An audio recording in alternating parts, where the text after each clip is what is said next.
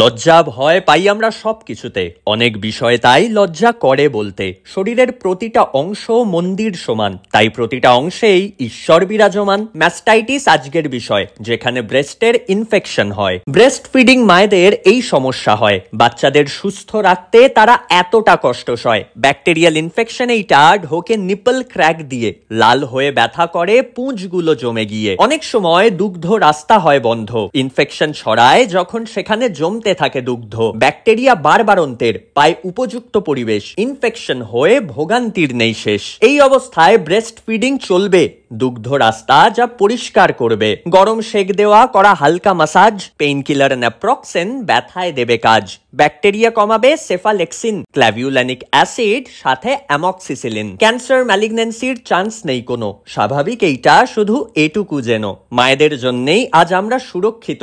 তাদেরও এইটা জানিয়ে দাও যেন তারা থাকে সংরক্ষিত।